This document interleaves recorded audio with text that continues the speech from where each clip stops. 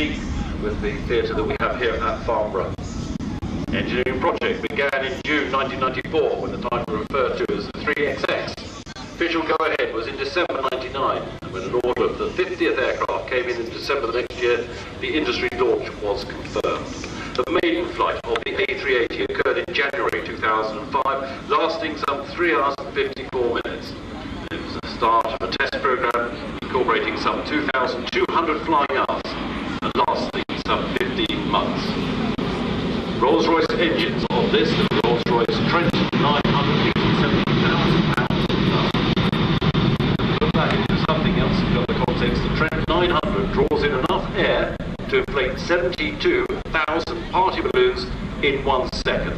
And the success of the A380 can be seen that in January this year, orders stood at over 300 orders, 304 to be exact, with 122 of these aircraft types already delivered. The vertical oval design of the aircraft allows 10 abreast seating in the lower cabin, 8 abreast in the upper deck, whilst the typical 3-class configuration for the 380-800 seats over 500 passengers. You could, in high-density seating, get 853 passengers on board. Flight management system from Honeywell, TARDIS provide the displays. There's optional for a head-up display. Huge great wing area, that wingspan 79.8 metres, the height and length of the aircraft at 24.1 metres and 72.8 respectively.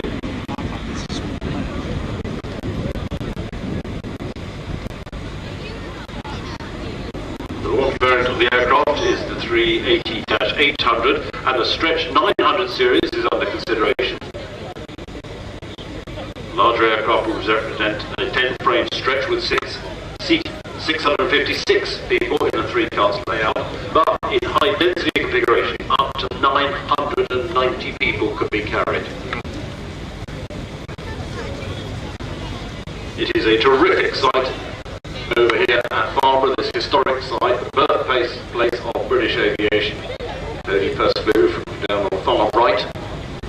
Indeed, faster here with the facilities. They can go talk to the museum, and there's a monument to Cody now outside the fast area as the A380 positions to slowly fly past. And this again is an extraordinary sight. This majestic fly past by this huge airliner, and still relatively quiet.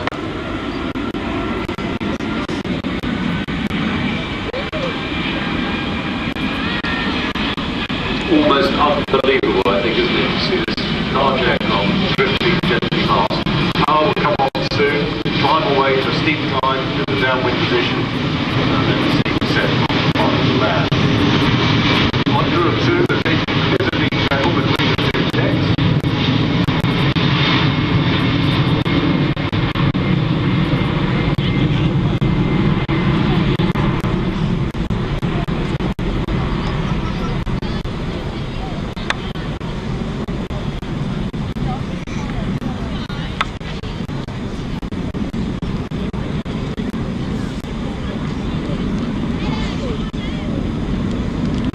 Airbus also offer the A380 as a private aircraft, VIP fit. Not something I expect many of us here would go out and buy, but it's available. Pulling up, steep climb at the top, pushing forward, extending the gear to come around to land. He knows that the A400 is sitting patiently on the beginning of the runway.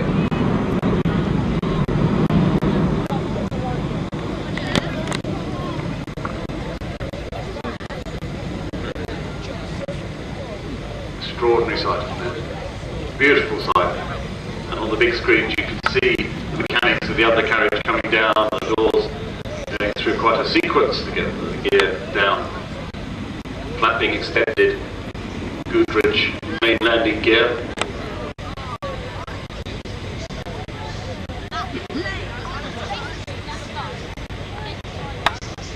Nessie Doughty is applying the nose gear.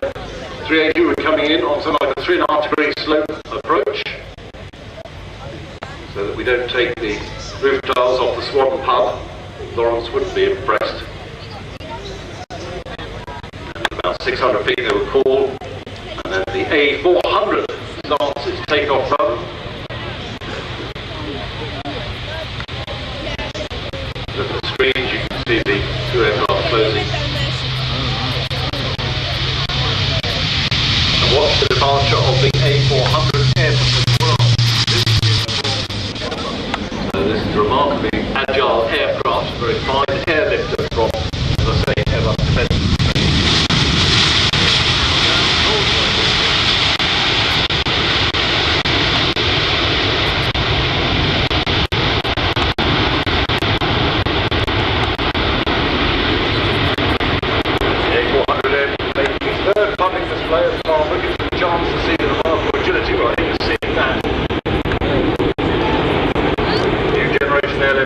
Service with the French Air Force last September has already been deployed on operations to Mali and Debussy.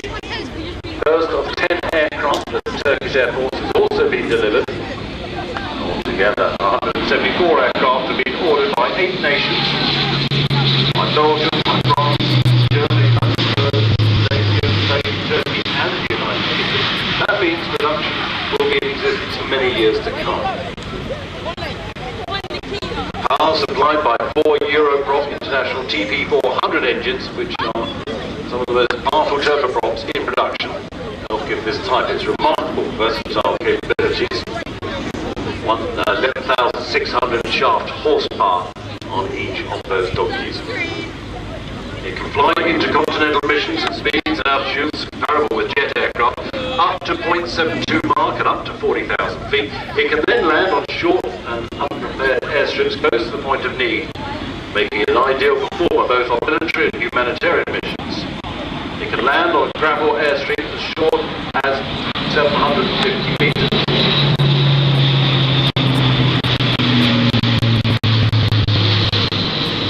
The development fleet has flown more than 6,200 flight hours in more than 2,200 flights, and this particular aircraft has completed over 1,400 hours in more than 500 flights. First examples of the United Kingdom's Royal Air Force and the German Air Force will be delivered later this year, and in service will become known as the A-400M Atlas.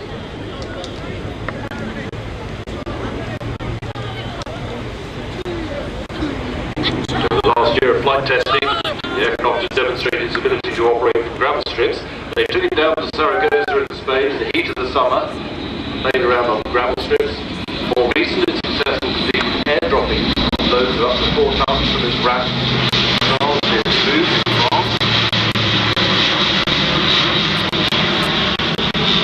A-380 coming back to be picked up by this tug crew. 001, this one is, and bill of registration. Wow, I agree. A-400M.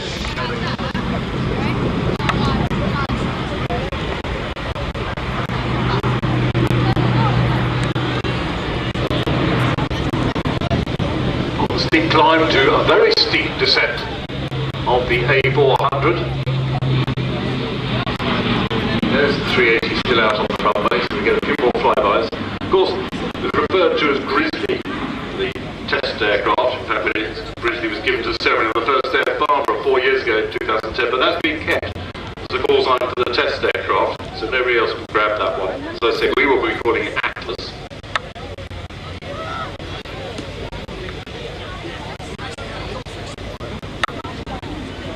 Side-stick flying controls, fly-by-wire adapted to specific mission profiles.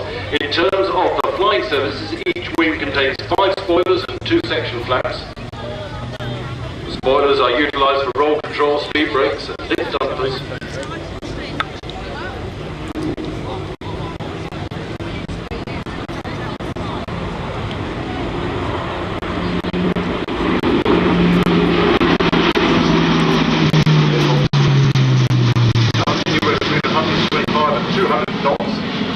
Depends how long you want to hang about, I suppose. Depends where the end user customers are located. Look at that.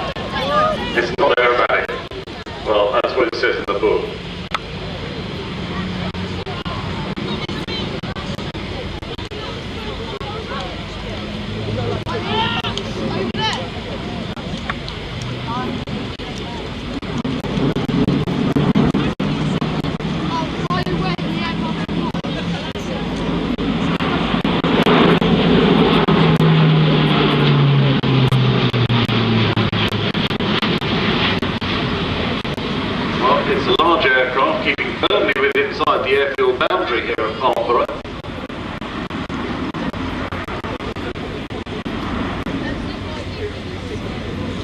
fun lobbing an aircraft around like this and being allowed to.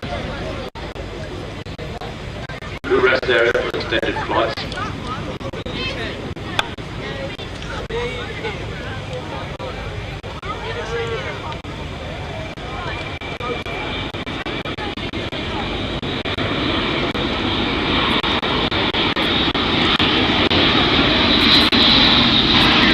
Propellers, eight-bladed composite curved propellers. Wing fabrication takes place here in the United Kingdom at Filton.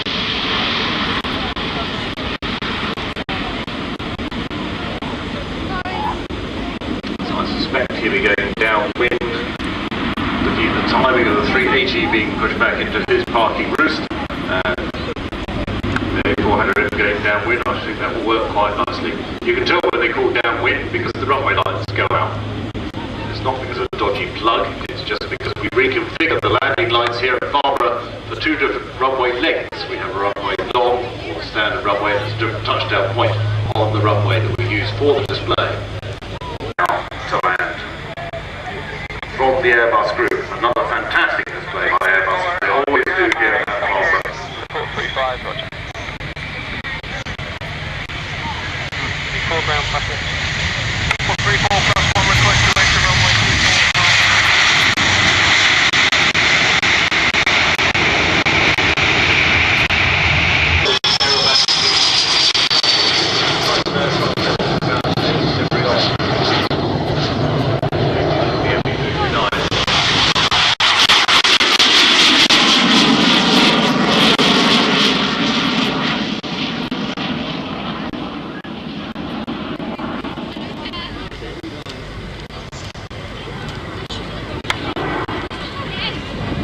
346 leading. That's good, isn't it? That is very accurate. Like that. 346, one of the most advanced leading fighter training aircraft currently produced. It has been designed from the outset as a new generation trainer, optimised for training pilots who apply the very latest high-performance military planes. It's won numerous international bids in the advanced training sector. A total of 56 aircraft have been ordered to date by Italy, Singapore, Israel, and recently by Poland. Aircraft has also been selected by the United Arab Emirates. Now, the company has over 50 years of experience in military pilot training, developed unique integrated training systems, training media, training management tools. At this very moment, the 346 is connected via data link to the ground demonstrator device and the Eurofighter flight simulator, displays, etc., etc. Makes it a very modern pre-operational tactical training aircraft, like the aircraft that the pilot will go on to which will be flying next, the Eurofighter Type 2, it's already taxied out. Fly-by. 345. That's the aircraft that you go on before you go on 346. Stress plus 7G